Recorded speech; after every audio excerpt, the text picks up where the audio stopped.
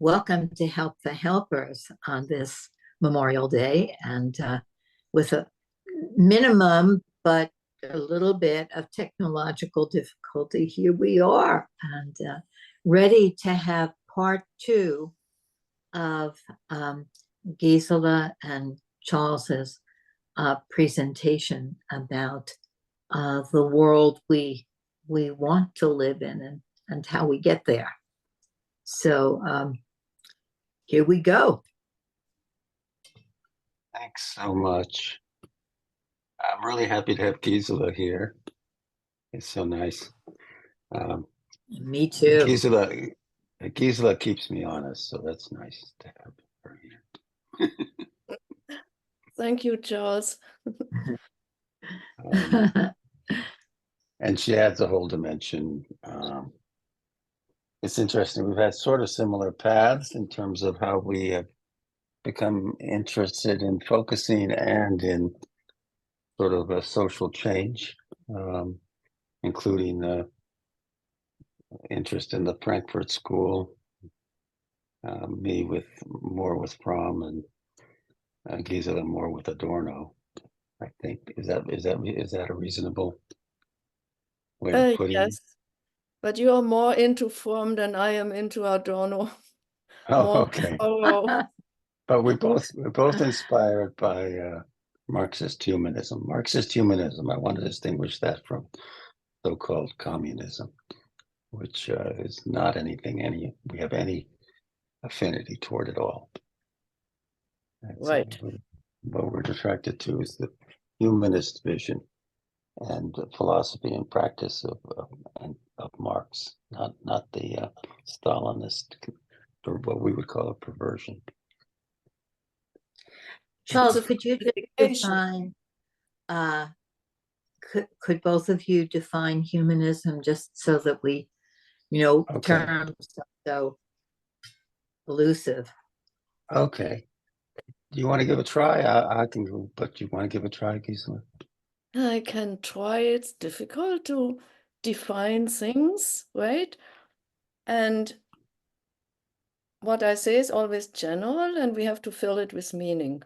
That's the first thing. When we have a concept, humanism, it's a universal concept. And Gene has this concept of instance of itself, which is about universals, right? Universal general concept, humanism, I can say in general, it is putting the human at the center of our concern and belief in the free development of the person, meaning the individual, the human being, and Marx said, the condition for the free development of the human being, of the individual, is the free development of all. And the free development of all, really all, is also the condition under which a free development of the human being, the individual, can happen. And free development means maybe what Carl Rogers said about the fully functioning person, if you are familiar with that term. The development of our abilities and what is dormant in us, that can come out and be developed. Everybody's creativity and ability to fully develop that. And putting this at the center of our concern, that is humanism, maybe. So Yes. maybe, Charles, you have to add something.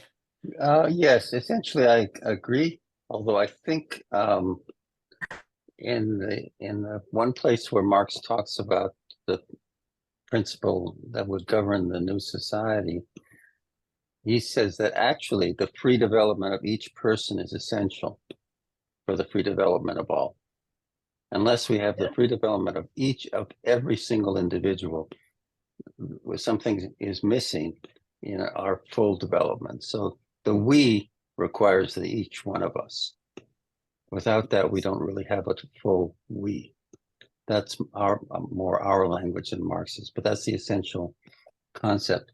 There are a few other things. One is that at one point Marx said that to be radical is to go to the roots.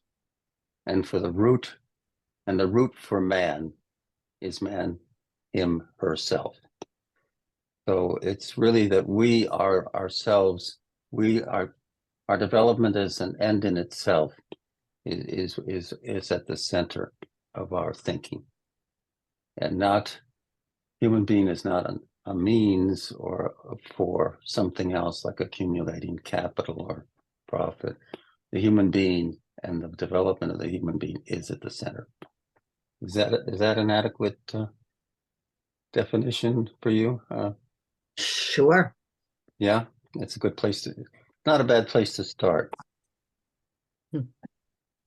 I know Gene at one point said the human being or the person is at the center and comes before the structure, that the structure has to serve each of us and our growth. That was his vision and it's our vision, I believe, right? Mm-hmm. Yeah. And a human being cannot even be a means to attain an ideal of freedom. But our development is first. Right. Will follow. So we cannot aspire in an ideal and use human beings to attain that. Like in an authoritarian party structure, for example. Yeah, that's beautifully said. Yeah. It amounts to creating a kind of idolatry that we submit the individual or the human being to some kind of idol, which is not, the idea is we do not serve idols, we serve the development of the human being. Yes. Let me say a couple of words about today's presentation. Is that or do you have something more to say, Gisela? I think you should go ahead. When we discussed this, we thought that there was kind of a micro level and a macro level to this whole discussion. And let me just say, we thought we might kind of roughly divide the discussion that before 9 o'clock might be more on the micro level, which we're all more familiar with as focusers, perhaps. What do you mean by micro level? I mean, on the level of the individual relationships between people, how we develop how a sense of ourself, assert our autonomy, our selfhood, and how that becomes the basis for not submitting to kind of various forms of control or power over that are part of a class society. Is that you? But we also say, and this was a point actually that Gene made, and he had this class that he did with Anne, which is very interesting to listen to, but it was about 10 years ago, called Philosophy, Focusing and Changing the World. But he said, and we agree, that focusing alone won't actually take us to the new society. It'll help each of us create a more human world for ourselves in our relationships, a more empathic, more open way of relating to ourselves and to those in our world. But when we talk about trying to make a bigger change, we're going to have to think about how structures as a whole need to be transformed, and how in our way of thinking that has to do partly or largely as a first step with changing our awareness or our consciousness of how society currently functions and how we might form the basis of a different, qualitatively different society, which Gene called the sort of the towns, which, like for instance, even here among ourselves, we relate quite differently than is often the case. We listen to each other. Each one of us is valued here. Even with our differences, we create a community where everybody matters. So this would be a little microcosm in a way, never completely, of course, because we still exist in the existing world. But we have a little taste of what it would be like in groups like this to have a sense of community and respect and caring for each other. I'm going to pause there and see if there's any questions or comments, or Gisela wants to pick up on anything. I think you said it very well for now, Charles. Thank you.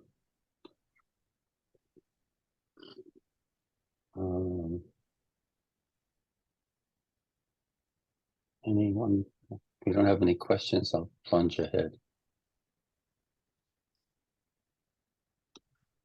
All right. I think that where we might start with this is on the concept of power, and the two very different kinds of power.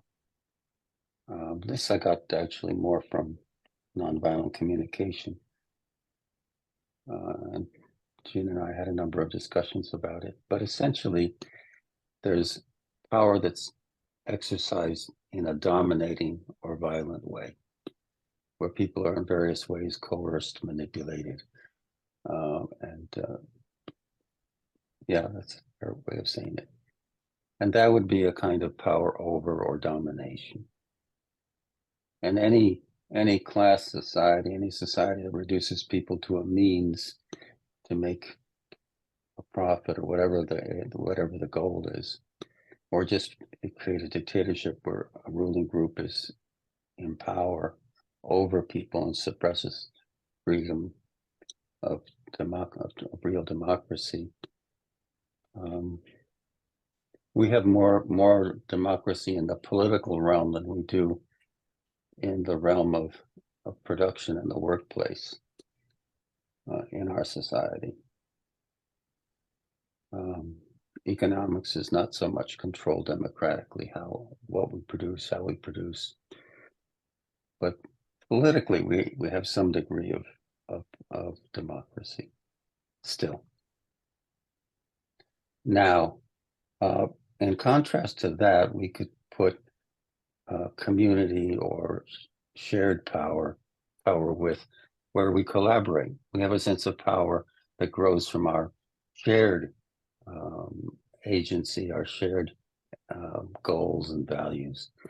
And we work together with a sense of community, and we work to resolve differences by listening, by empathizing, by finding common ground, and working together in a way that respects each person's needs.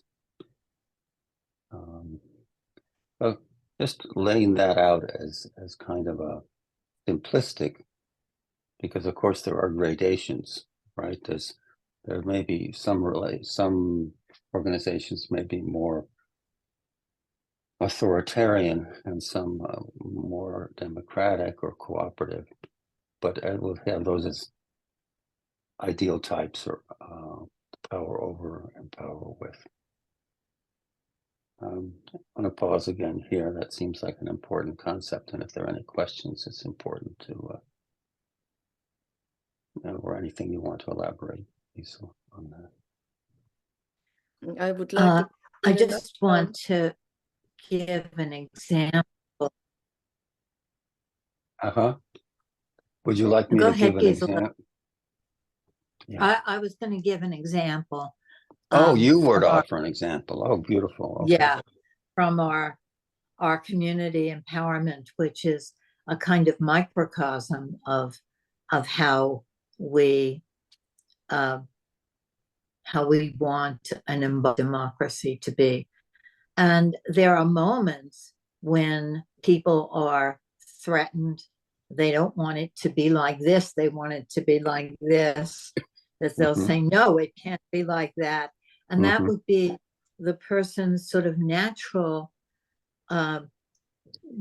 need out of being threatened to dominate the other by saying, no, that's wrong. It has to be this way. And then there's the path of the group being able to say, oh, you're upset about that. What is that it has to be that way? And that's the power with. And Yes. I think that Yes. if we bring it down to the microcosm of our own feelings of when we want power over the other and when we can find the power with, that we can understand these concepts in the larger sense much better. Yeah, I would completely agree with what you're saying there. Mm-hmm. The trouble I find is that in the abstractions, which we need, of course, there's the sense that it's them over there that want power over, and we good guys want power with. And if only those bad guys would listen to us and be less money oriented, then we could have this nice society where we would have power with each other. It's that us and them mentality that is so hard to cut through. I wanted to say, once Marshall Rosenberg was asked, "What's the toughest conflict you've ever negotiated?" He pointed to the center of his heart. Mm-hmm. I want to throw in something Gene said in an article. He said, we create conformity when we do not realize how deeply socially programmed we are. Mm-hmm. Yes. Each of us carry it in ourselves, right? Yes. Yeah. Yes. Yeah. To recognize it, it requires an awareness process in the mind and within by focusing, sensing inside. Both is necessary. Absolutely. And also, I think that the diversity is necessary.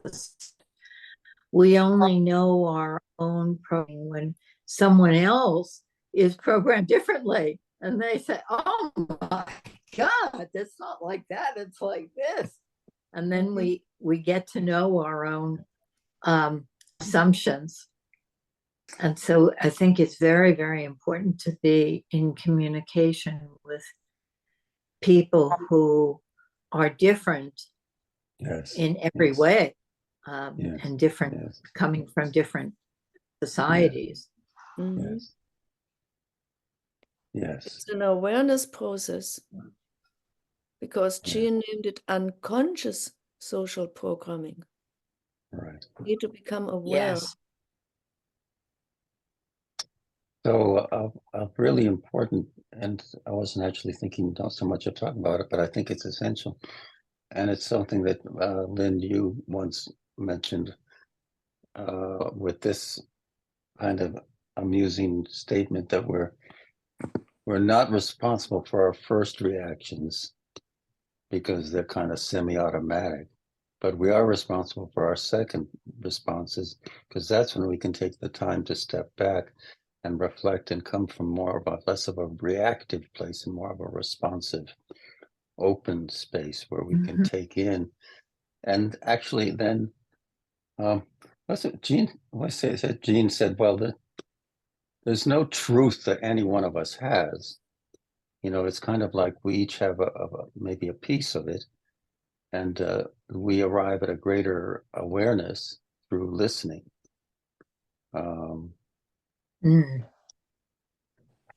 Which there's so much argument, particularly with our polarization. There's so much tendency to argue, no this, no that, no the other, right? And we don't take the time to say, well, what makes you think that?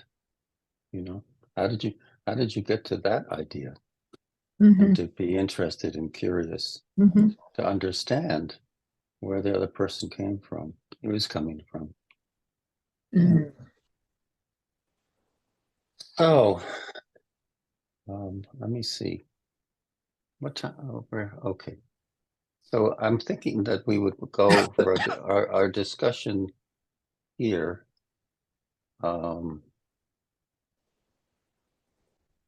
Until about maybe 5 of 9. And then we'll do a little experiential exercise and break into our groups and come back.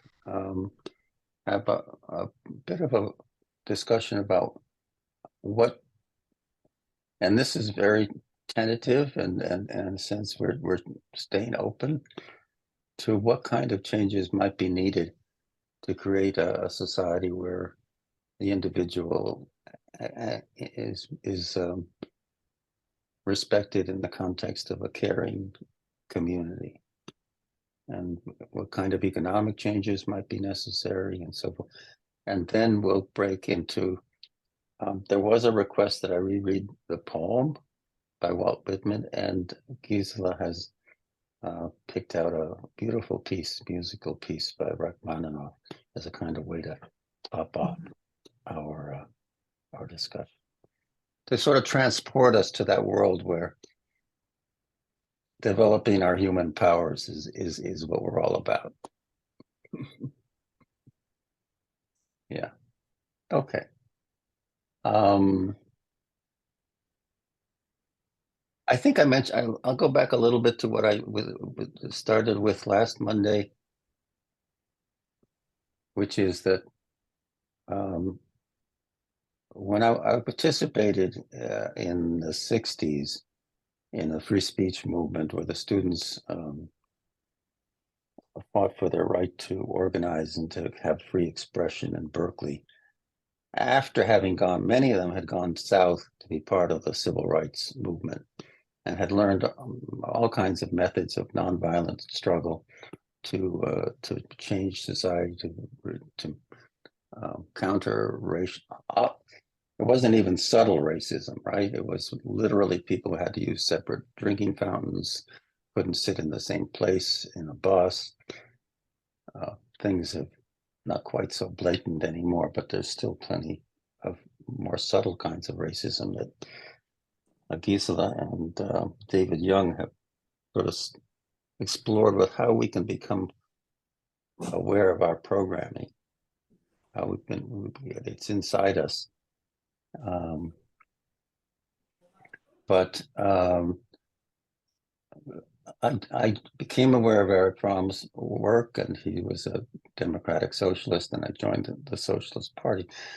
And there was this division, as I understand it, is that we're trying to create a society where there's not class exploitation or domination, where there's equality. But let's face it, that hasn't happened. Basically, new forms of class domination or party domination or whatever seem to have taken over. And it's only in brief moments where we've had it. And I had a vision of when I went to summer school, or maybe it was during I think it was during the week long, where I said, okay, here in this little group, we have a classless grouping where we're all listening to each other. Yeah, there are teachers, there are people who know more and are teaching, but nobody's dominating anybody here.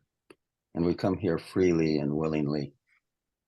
And I thought, if you could only take this and make it more common, more part of how we all relate, we would be moving toward that society and hopefully not get sidetracked once again into a new form of domination system. And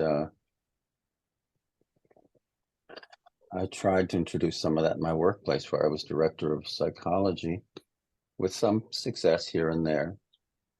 People still remember that it created an atmosphere in the workplace that was they valued. But okay, let me stop there. I think if somebody else wants to pick up here.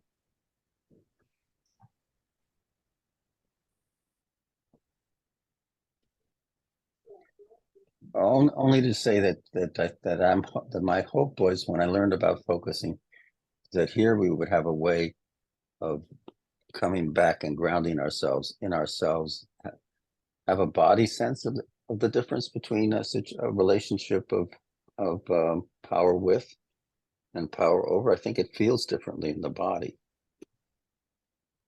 It feels differently when we're respecting differences and finding ways to meet our needs in a collaborative way versus a coercive way. There's a felt body sense to the power over versus power with community and relationship. So if we have that as an anchor that we can come back to and say, now, wait a minute, let me pause.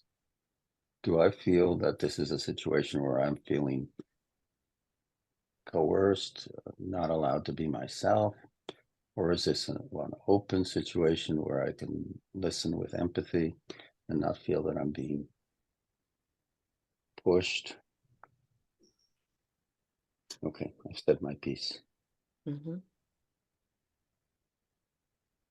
Is there some notes, something here in the chat? Yeah, there is something on the chat by Monica. Very interesting contribution. Yeah.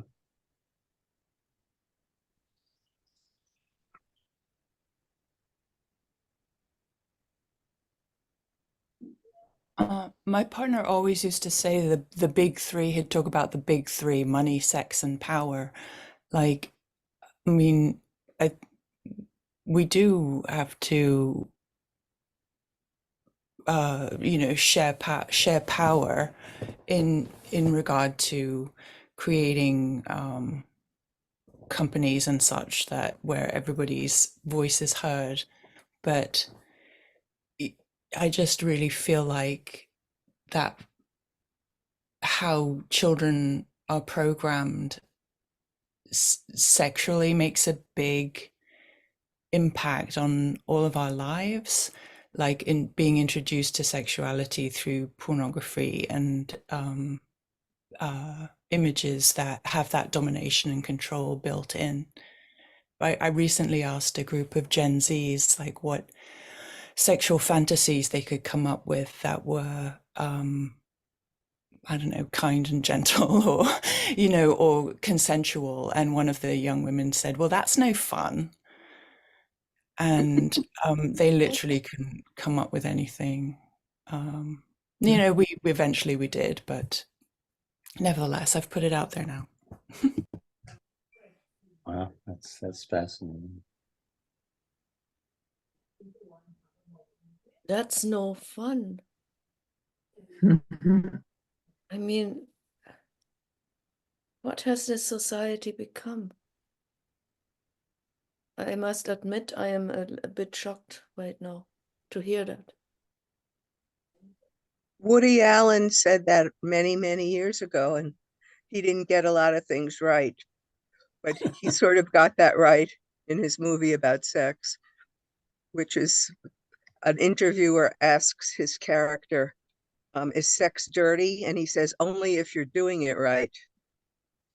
And I think with good comedy, you may not like it, but there's some truth that a good comedian finds. But I wanted to say that I always feel in these discussions, which are preaching to the choir, how do you go to a larger audience? And I was thinking about mocking capitalism. And I hope the following isn't offensive, but when I looked at getting focusing training, possibly I found the marketing stuff of Ann Weiser Cornell, and she must have hired somebody because her ads, and I'm going to call them ads, for her stuff are brilliant simulacra of, well, they're not even simulacra of ads, they are ads. And in a lot of them, they really mimic internet ads for how to buy a house with no money down, or things like that. And she gives you a problem. Are you depressed? Do you I don't remember exactly anymore, but you know, do you have a problem? Do you have a problem? Do you have a problem? And you keep scrolling, and she builds it and she builds it until she tells you about her focusing program, and she gives you a free sample, and then you can come to a free half-hour thing. And so it seems that in this world, if you want to be anti-capitalist, I mean, she is capitalist because she's making money, it's her job. But if you want to sell something, you have to study how people sell things and do it. And then you're kind of tricking them in a way, but for their own good. Mhm. What you have brilliant comments here.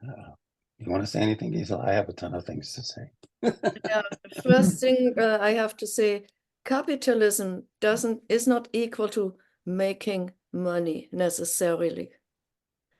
If Anne Weiser has her own company and she's selling herself, so to speak, what she has to say,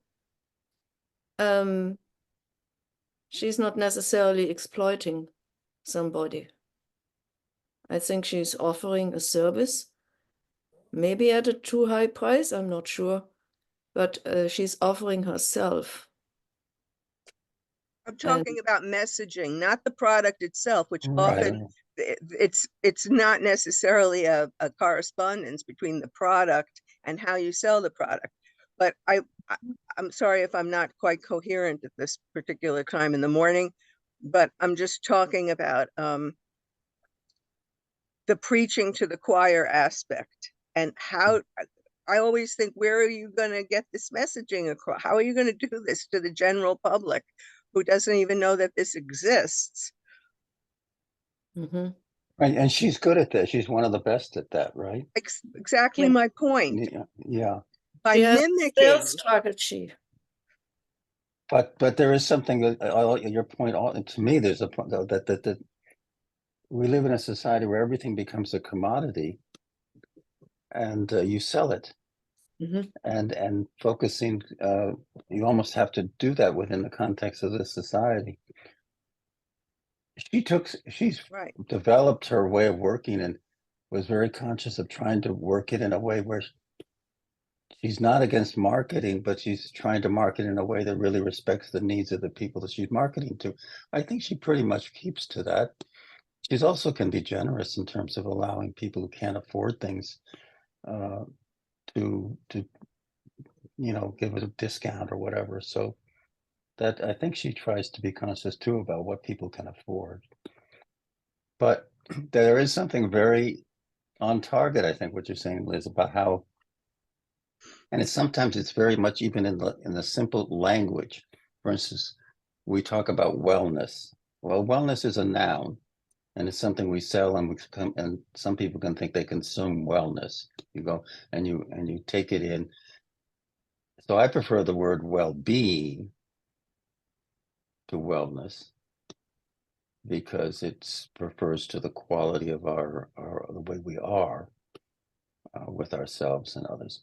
I don't know if that completely resolves the problem, because there's still some element of a market where we sell what we have to offer, and that's even true of therapists, right?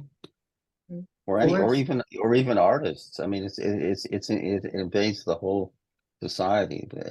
We ourselves become commodities to sell ourselves or whatever. One of the points that Eric Fromm made. I think, I'm sorry to cut you Yeah, off. go ahead. No. Say something, but I don't know. I think that I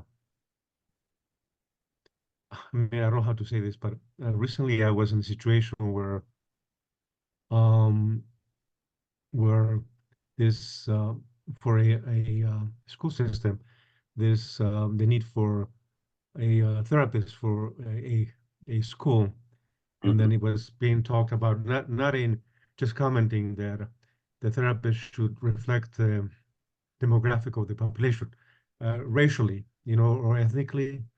And then apparently there's what is called, the Russian guy, and I don't know whether he is from Russia, or I don't know the background, but he wouldn't fit the demographic. And then I didn't say anything, but I felt that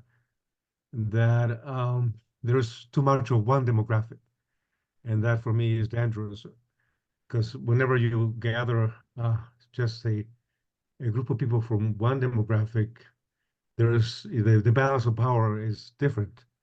There's the difference, I think people, there is there's no balance of power, I believe, towards others, so I felt for the sake of the student body, yes, let's get exposed to this Russian guy or this Russian therapist. He doesn't need to be, of color to be able to be there for others, So I didn't say this, so of course I just listened, but I thought it was, in disagreement. I thought it was just basically terrible. Anyway, that's my comment. But it's interesting because in that your view gets suppressed in a way, because it's not politically correct to say, oh, maybe this Russian fellow has something to offer. If he's willing to be open and listen, then maybe there can be actually something enriching about having somebody who's different, not just the same. Yeah. There are all subtle ways in which these things, and I think it's a constant effort to be conscious of how we're programmed by the left as well as by the right. Yeah. How do we? And that's where I think focusing, if we truly practice it, we continually try to stay open and to not just preach to the choir, as Liz is saying. We have to also hear all points of view, really, even right-wing views. They have a view for a reason. We may be horrified by some of the things they say, and they're probably horrified by things we say. But I think they're horrified by transgender and this and that. I think they're genuinely upset about it. Scares them. So how do we find a way to deprogram, right? I mean, that's sort of like a huge thing, and we're even now listening to each other, we're kind of deprogramming. I think hopefully we are. Yeah. Oh my goodness, let me do my little exercise, because we're getting to about 5 minutes. Time flies.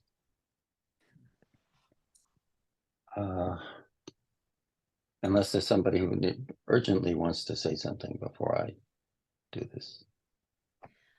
I just wanted to catch a thread from Gisela saying that capitalism had to do with exploitation. And again, I just need these basic terms defined, because we may all be talking about different things when we talk about capitalism. And capitalism becomes a bad word, but we don't know what the bad is. What the bad is. Selling focusing is not bad, but what is? So just that those little definitions, I think, will help us to be talking in the same universe. Charles, you have a definition of capitalism? I do, in one sentence. Oh, good, Gisela. Give it to us. Capitalism is investing money and getting your investment back with a profit. Well, And I by would that, add you employ people to work for you. That's the exploitative aspect. Yeah. Could I jump in a little bit? I agree with you essentially, but I think that we need to make clear, obviously not selling focusing and teaching focusing and helping people or a nonviolent communication, whatever, is not itself exploitative. Although Marshall said, if I use nonviolent communication just to get people to be happier, I'm using it as a narcotic, which is pretty strong language. Mhm. So I suppose even focusing could become a kind of narcotic where we don't really realize the larger picture of how the society has. But the point here that I wanted to emphasize, as we use it as something that we have a problem with, it's one where people are used as a means for another person to increase their profit and their cap, where the other person becomes a means. To me, that's the essential point. Mhm. I call it exploitation. Yeah, And I would when the call person becomes a means. any situation where the person is used for the other person without regard for the human needs of the person who's being used, I would consider exploitative. And capitalism has been that in many. Yeah, go on, Lynn. So if I invest my money in a focusing center, and I have some beginning focusing professionals helping people in this center, and it needs to make a profit in order to go on, and I need to make a profit in order to go on.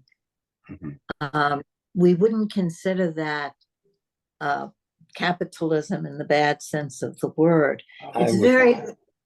I think that we get hung up on thingifying.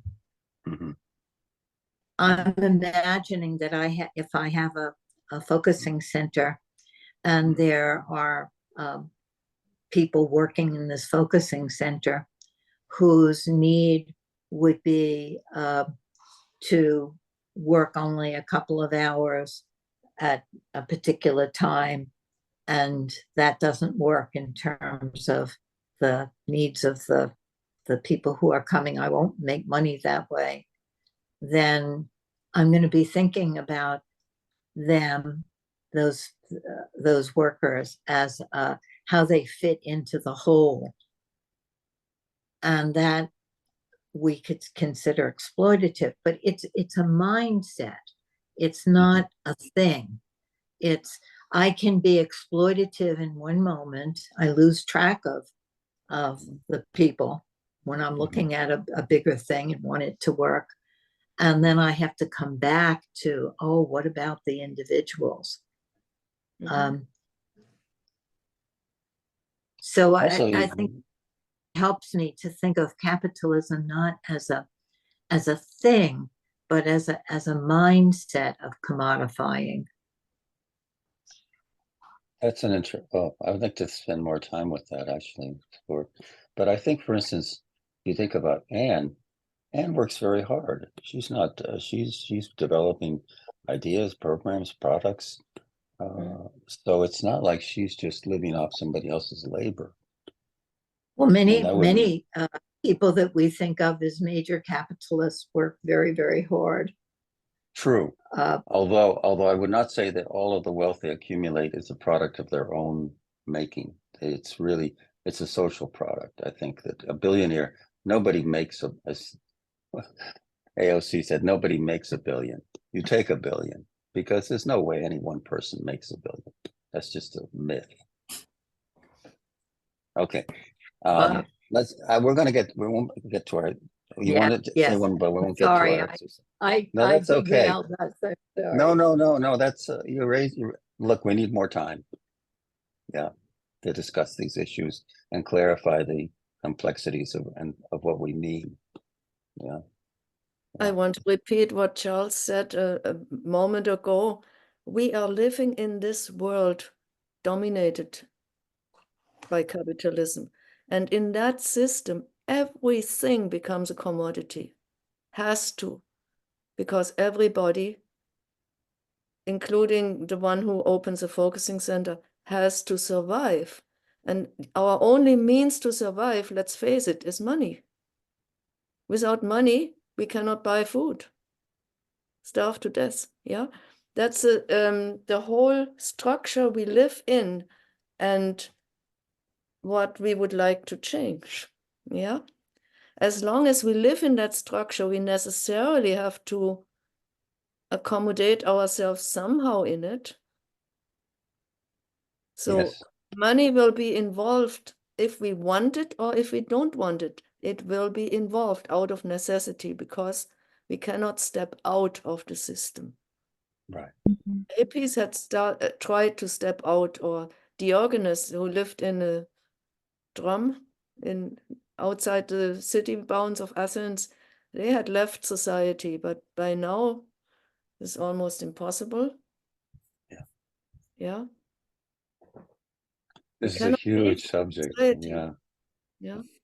absolutely. And it's hard to even envision what would a moneyless society be. But that is, in fact, what ultimately Marx envisioned. Yeah. Yeah. Where people's just needs were met according to their needs, and people contributed according to their ability. That was the idea. Listen, let's do the little exercise. I see that though that did you want to say something? I don't know, how do you pronounce your name? Ling? Did you want to say something? No, I'm sorry, I came late today because okay. I have a dinner. Okay. Yeah. I just felt there's some heavy maybe issues being centered in the discussion. Yeah. All right. Okay. Let's do the exercise and maybe we'll see where we come from this, and then we break out into groups. So I'm going to ask each person to bring to mind or imagine an actual situation maybe that you felt or you imagine it, where you are asked to do something that you were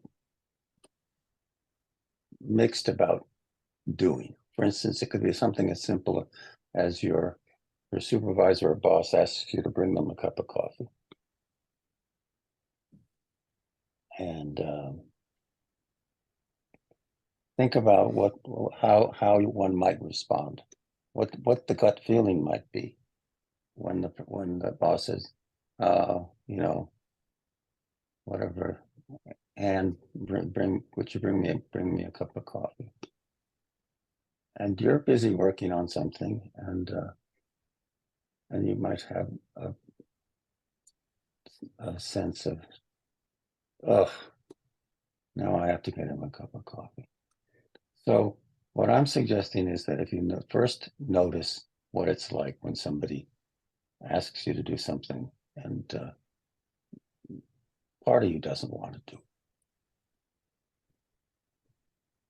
Notice the body feeling.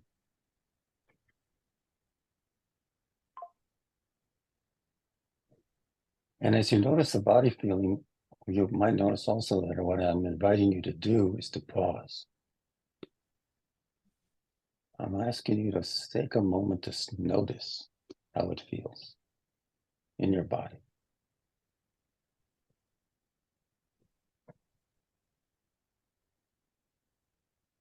And then imagine, and this does not have to be, could be a matter of 10 or seconds or so, stepping back and sensing, do I want to do this or do I not want to do this?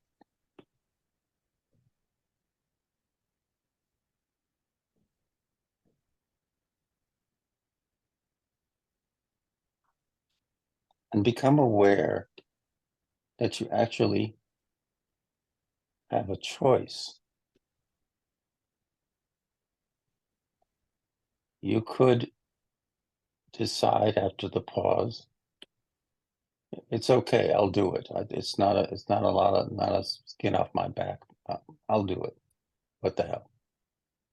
Or even, I don't mind doing it. It's okay.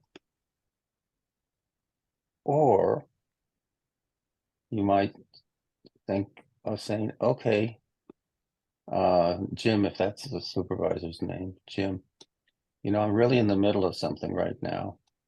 And would it be okay if you got your own cup of coffee? Because I'm really trying to get this done.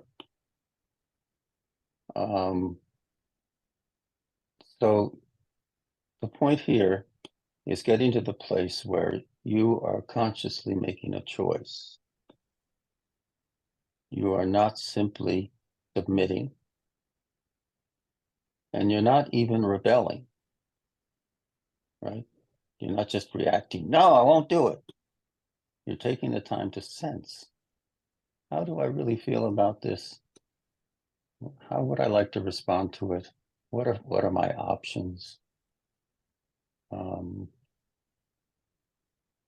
So that moves us into a realm where we're more acting more from a sense of autonomy, or a sense of our own actual feelings, our wishes. And that's not to deny that in a power structure, it isn't just Jim and you. Jim is the boss, and so he's in a sense in a position of power or authority. And so he has some right, according to our society, to ask you to get him a cup of coffee. Maybe, not sure. But there's some way in which a boss has some authority to ask you to order you to do something. Maybe in a nice way, maybe not so nice, but you kind of have to be aware that he has some power over you.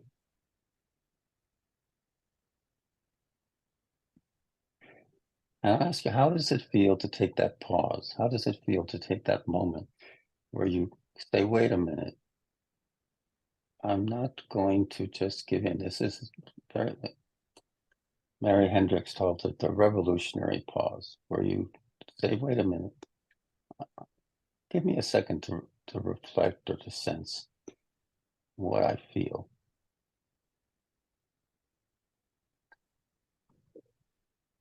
And when we come back and open the discussion, I want to suggest that when we do this exercise, we open a little window to not simply submitting to power over, even if it's a short pause. We're reclaiming ourselves, we're reclaiming our sense of self, and we're reclaiming our autonomy, at least to some degree.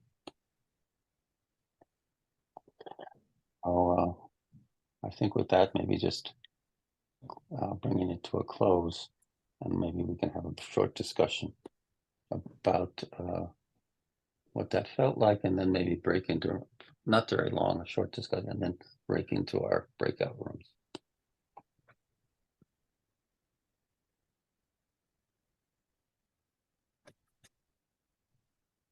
Oh, that's a great picture. That's a great photo. Nice. Anybody care to share what that was like, or did it? It may not have worked for some people, which is fine. I'll speak. Yes, please. Charles, I had an experience like that working at the bakery where the scone lady got injured, so we didn't have scones, so we had to up the production of the bread dough. And I was making the bread dough that week, and I got the list, and it was so enormous that I knew, I just had a bodily felt sense I could not do it. And I did in fact do it, and I did hurt my back, and so I have like a small grade injury that I may always have, which is fine.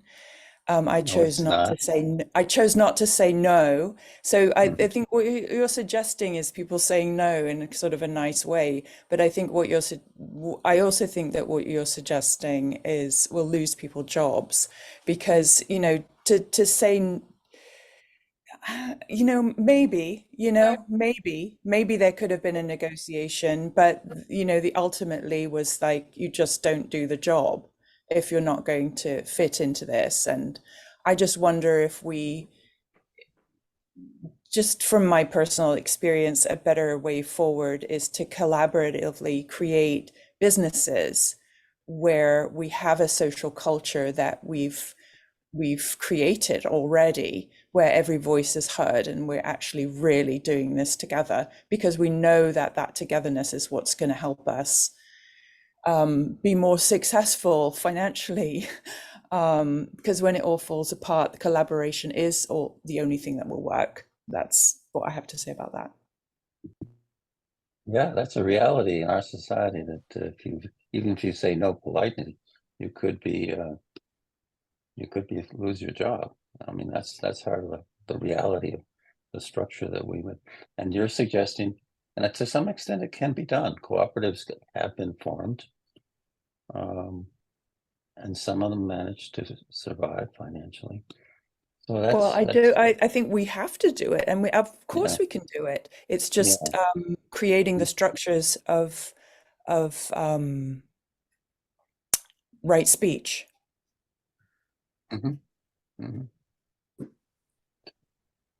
And at the founding of the International Working Men's Association, Karl Marx wrote an inaugural address in which he praised factories that had been raised on a cooperative basis, that didn't exploit the workers.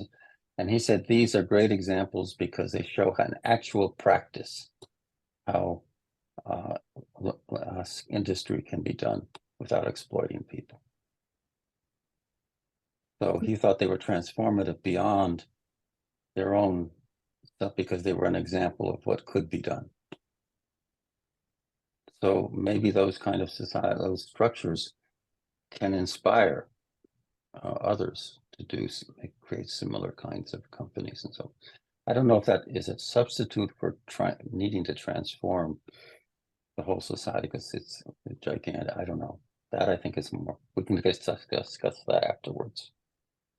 But so in that situation, you felt that there really wasn't, that the choice was to lose your job or do a job which ended up affecting your health, which is not okay in my book. A question. Yeah, go on. Could she have asked for an assistant because she was taking on a much larger job? Was that possible to Was ask? that an option? Was that an option to request help? Yes, June, I think it was an option, and so that is a mind, that's a mind fuck in and of itself. Is like, you know, could I have requested that? Could that have worked? And it's like the breaking through all of that cultural internal pressure to do what the boss says. So yes, there's an opening there. Yes. But the programming is such that we submit, right? Yes, that's the problem. And a friend therapist said that my clown, behaving like a clown, was a way of practicing saying no. And I do believe that that's true. You know, so for that whole year, I was a clown. And there you go, just practicing saying no, practicing breaking out of that, which was very difficult, I have to say, but I did it. Congratulations. Yeah. Can I? Yes, please go ahead. Excuse me, but just going back to the example that you gave, Charles, which is, you know, a real stereotypic example, and women have heard it for years, and it's kind of it raised a lot of feeling as it came up again, this coffee getting for the boss thing. And I'm thinking, you know, it's a teaching moment where you turn to the guy who, or a person, whoever it might be, who seemingly you've given some kind of power to, and find out what about getting coffee is something they can't do for themselves. in other words, that whole going along with the notion that something as simple as getting your own cup of coffee is so humiliating and oppressive for the person who isn't really, or is somehow given this menial role, when the person who's actually asking needs a teaching moment of, like, you know, it doesn't have to be as abrasive as get it yourself, but it can be, you know, I can't do that. You're capable, you know, How because often have you asked the boss to get you a cup of coffee? because I mean, here you are in a situation where you're giving this person all this power, and they're asking for something that seems to be like they're powerless. Here they are powerless in this request. You know, you do not really have to get anybody anything, you know, unless you've agreed to that kind of thing. And it brought up the whole discussion we were having earlier about the notion of security and, you know, capitalism and, you know, what we don't have and what we're trying to secure for survival. And coffee for some people is security. I mean, it's kind of, you come back down to the simple things that we take on in the you know, the corporate world or whatever world you're in. And that little teeny thing seems to be like major commodity, you know. And I'm just saying, when we focus, we slow down, right, to see those things. Mm-hmm. And we say, no, that's really not, that particular value is something that we all can take care of ourselves. It doesn't have to be. Right. Anyway, I stopped there, but it good example, and also an old example. Yeah, Yeah. one people can relate to. I think I'm thinking now as you're talking that it's kind of the request for the cup of coffee is kind of doubling in Gene's sense that it has a symbolic meaning as well as a literal meaning. And no secretary asks her boss to get her a cup of coffee. I mean, it's just understood that that's the prerogative of the person who has power over to ask the person under to get them a cup of coffee. And it seems so minor that it almost seems petty to make a fuss about it. But if you look at the symbolic meaning of it, it's not petty. And if you bring in gender, forget it. Yeah, right. Then it's multiplied 1,000 times, right? It represents the whole relationship between men and women in the society, right?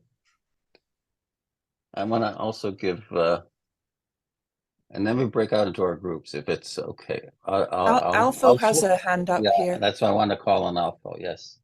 Hi, Charles. Good Hi. morning. Yeah, good to see you. I have a little thing to share. Maybe can I share the screen? I don't know if I who's in charge? Is it Christina or Christine? Christine. Christine, sorry, Christine. I have a focusing student, and after the classes, she made this short video that I want to share about how to say no. So yeah, I think it's really appropriate for our talk. So I'm happy to share. Yeah, is there a way of sharing it? Great. You can share now. How do we do that? Or maybe you share your screen. Can you have a share on your screen that you can share? Also, share screen, usually down on the bottom. I think It's a green. Mine it's green on the Yeah. bottom. Besides participants, on the right of Yeah, participants. participants and chat. Mine has chat in between, but doesn't. It's different on some. But there should be something that says share screen, and then you might be able to, if you click on that, Alpha. Yeah, you can probably share the video. go. Yeah. Please enjoy. That's it. Run it. Yeah, do it. Is that it? Yeah. Okay. No, no estoy enojada. No, te lo juro que no. No, hombre, no. Ya te dije que no. No es no. No, ¿en serio no? No, no estoy enojada. No, te lo juro que no. No, hombre, no. Ya te dije que no. No, es no. No, en serio, no. No, no estoy enojada. No, no estoy enojada. No, te lo juro que no. No, estoy enojada. No, hombre, no. No, en serio, no. No, yo te digo que no. No, estoy enojada. No, en serio, no. No, es no. No, en serio, no. No, es no. No, es no. No, en serio, no. En serio, no.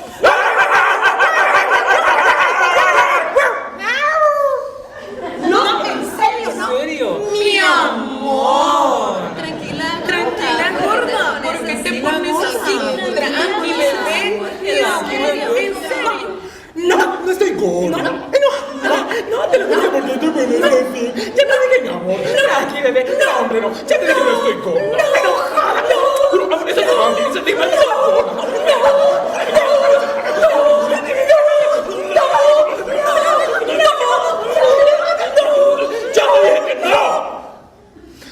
No, no estoy enojada. No.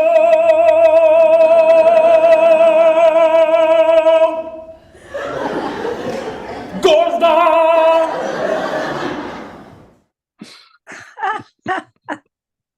Thank you. I guess no is no. I love it. I love it. Very, yay. Wonderful. Yeah. So Okay. it brings Thank a lot of you. resonances and allows. There's a philosopher here in Argentina that says that no, saying no is a existential problem. Oh.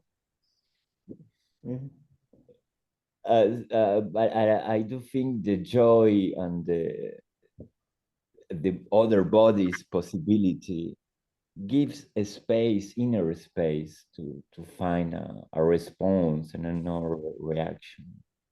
They're saying yes to themselves. They saying yes. They're saying yes. Their no is a yes. That's beautiful, Charles. Thank you. Yeah. Mm. And you can tell it in the way they do it, that they're saying that they're enjoying their no. Mm. They're the empowerment of a no. Yeah. I have a friend who tells me you have to feel the grrr in your body. The grrr. Yeah, that's it's something that came from the video. Also, no, you know, from that experience. But yeah, that grrr, yeah, I agree. Yeah, I want to say something. Well, the video is very interesting and very funny. Well, maybe you can produce another video about just pause, and then maybe there's something. There's maybe more insight. Any decision may be up to say yes to ourselves, and that's a blessing. Yeah. And then we don't know how to say. If we pause, maybe we can know how to say yes to ourselves. Maybe say no to others. Maybe say yes to others. So maybe there's another video on saying yes to ourselves. Yeah, it's my sharing. And on it's very funny. pausing, allowing ourselves to take the time to sense what we want to say. And then maybe we come to that no, that exalting no, or maybe we come to yes. It's a choice. Yeah. And we'll break out into rooms after you, okay? June? Yeah. All right. Go I just wanted to say that in addition to saying no in business, we also have to say no to family. And in all dimensions, in all areas. I just yes. did that recently and it was great. Yeah. Fabulous. I'm glad. Could you enjoy it? Yes, I did. You enjoyed it. Oh, great. That's good. That's important. That enjoyment part is important. Yeah. Okay. Let's go into three groups of three.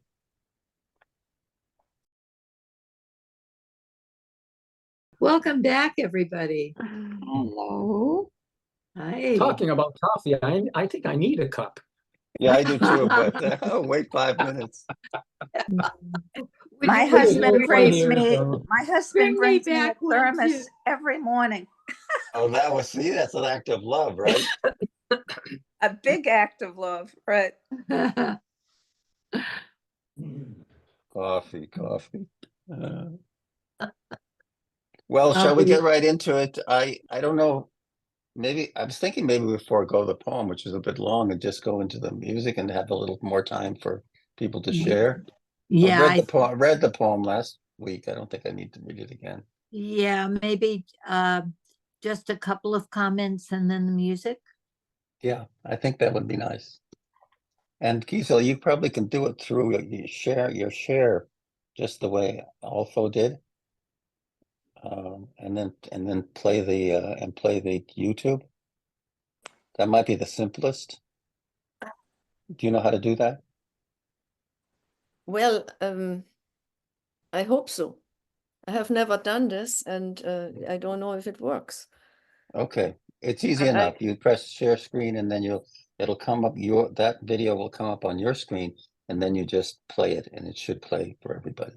How do I get the video? It'll my go to mail. you might have to go to your mail to get the video. Yeah. Yeah, fine. Or go to YouTube. I don't know. Sure. Yeah. Okay. Okay. Which one is it? It's the one with. Do you have it, Charles? Well, maybe I have it. Yeah, maybe I have it. Maybe I can do it. Yeah, maybe it would You be do it. simpler. It's safer. Okay. All right. I have to find it. I'll practice it another time. Then Yeah. That's do okay. it something like that next. And maybe that we need to. Good pause.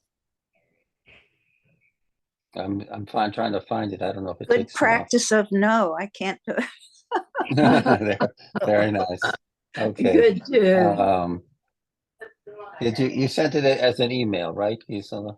Yes, I did. Okay. And one of them was not available in the US. I know. I found it this Everywhere. morning. I was just going. I found it this morning.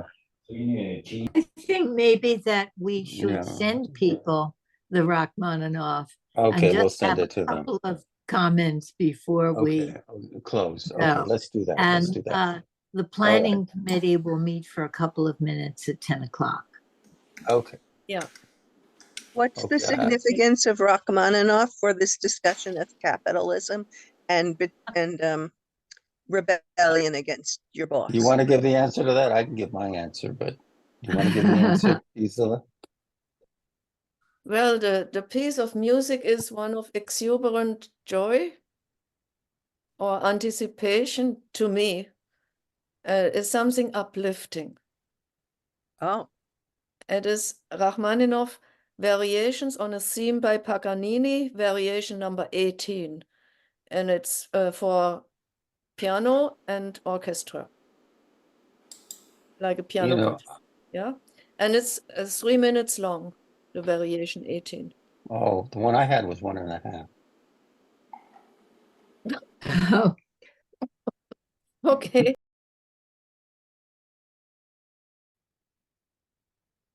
So the sound quality was bad, but it came across. To me, it came across.